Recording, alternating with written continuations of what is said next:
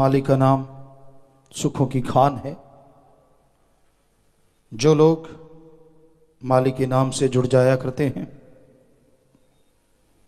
जो सुमरन के पक्के हो जाते हैं, पहाड़ जैसे कर्म कब कंकर में बदल जाते हैं पता तक नहीं चलता। अल्लाह वाहिगुरु गौड़ खुदा रब की याद में ऐसी शक्ति है, ऐसी ताकत है कि जो भी इस ताकत से जुड़ जाता है उसे दोनों जहां की खुशियां इस मृत्यु लोक में मिलनी शुरू हो जाती हैं। ऐसा परमानंद मिलता है, ऐसी लज्जत मिलती है जिसकी कल्पना नहीं की जा सकती। तो इसलिए अगर आप परमानंद चाहते हैं, मालिक की कृपा दृष्टि के काबिल बनना चाहते हैं, तो मालिक के नाम का सुमरन किया करें। सुमरन में अनोखी शक्ति है। सुमरन इंसान के अंदर की मैल साफ कर देता है। सुमरन इंसान को आत्मबल बख्शता है। सुमरन करने से इंसान अंदर बाहर से शक्तिशाली होता चला जाता है। कोई गम, कोई चिंता, कोई टेंशन उसे सता नहीं सकती।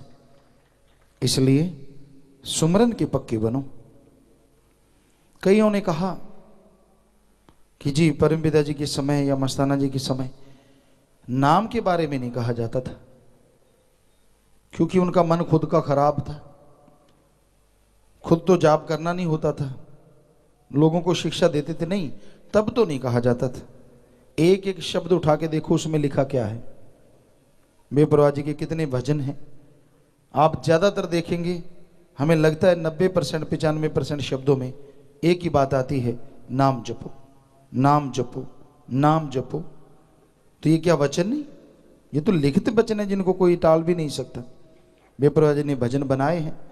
तो ये सिर्फ आदमी का जब मन खराब होता है ना, तो सतगुरु पीर फकीर को भी उसी तरीके से मोड़ लेता है।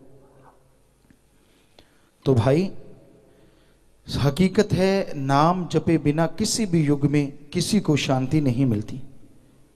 सेवा करो, परमार्थ तन मन धन से दीन दुखियों की मदद करो, दृढ़ विश्वासी दृढ़ यकीन करो और सुमरन करो। 3 बातें रूहानियत के लिए तरक्की देने वाली हैं। बाकी बातें करोगे अकाज होता है, चुगली, निंदा। क्योंकि जब सुमरन नहीं करते, चुगली निंदा करने को दिल करेगा। आपके पास से कोई उठ के गया, सामने से गुजर गया, उसकी निंदा शुरू कर दोगे। बिना वजह दूसरों को देख देख के जलते भूनते रहोगे, आत्मा कमजोर हो जाती है। सुमरन से ही आत्मबल आता है, सुमरन से ही आत्मिक शक्ति आती है। इसलिए सुमरन जरूरी है। सुमरन किया करो, भक्ति किया करो, तो आत्मविश्वास आएगा, सहने की शक्ति आएगी और उसके द्वारा ही आप मालिक की कृपा पात्र बन पाएंगे। इसलिए ये बहुत जरूरी है कि आप सुमरन नियमानुसार जरूर किया करें। सुमरन के बिना बात नहीं बनती। चाहे घंटा सुबह शाम या आधा घंटा सुबह आधा घंटा शाम, सुमरन भक्ति में ही शक्ति है। और फकीरों के पास कोई जादू टोना या राख की चुटकी नहीं होती जो सिर में डाल दी जाए, वो तो पाखंड है। सुमरन ही एक तरीका है जो आपके विचारों को बदल डालेगा। सुमरन ही एक रास्ता है जो आपको गम, दुख, दर्द, परेशानियों से आज़ाद करके बेगमपुर का बादशाह बना देगा। इसलिए सुमरन पे ध्यान एकाग्र करो। सुमरन करना ही करना है। कितना भी काम धंधा है, कितना भी आप बिजी हैं, सुमरन करो। मन जालिम तो ऐसा है, चाहे आप फ्री हो तो नहीं सुमरन करने देता। गप मार लिए, इधर उधर की बातें कर ली, ये क्या है, वो क्या है, फलां क्या है, बिना वजह दीवारों को तस्वीरें बनाता रहता है, पेंटिंग करता रहता है। सुमरन के टाइम देखो, खुली आंखें करके जाप करके देखो, आपके सामने अलमारी है तो अलमारी की गाथा शुरू हो जाएगी। ये थोड़ी टेढ़ी है, मेरे वाली गलत है, उसकी वाली सही है, इसमें कपड़े ज़्यादा हैं, उसमें लटक रहे हैं, इसमें नहीं है, मेरी सफाई बढ़िया, उसकी नहीं, फलां फलां। कोई बात नहीं, कोई मतलब नहीं। लेकिन मन जालिम है ही ऐसा। सुमरण नहीं करने देता। इसलिए कहा जाता है बंद आंखें करके आप सुमरण करें, ताकि कम से कम इन चीज़ों में ध्यान ना अटके। बंद आंखें कर ली तो फिर अंदर से शुरू हो जाता है।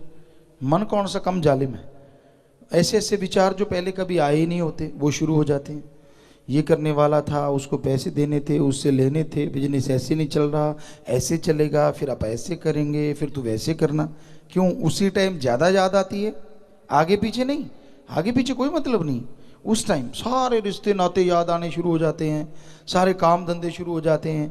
जिससे लड़ा है उसको गालियाँ देना शुरू कर देता है, या उसकी टांग खिंचाई शुरू, हाँ ऐसे करेंगे फिर साले को पता चलेगा, इत्यादि इत्यादि।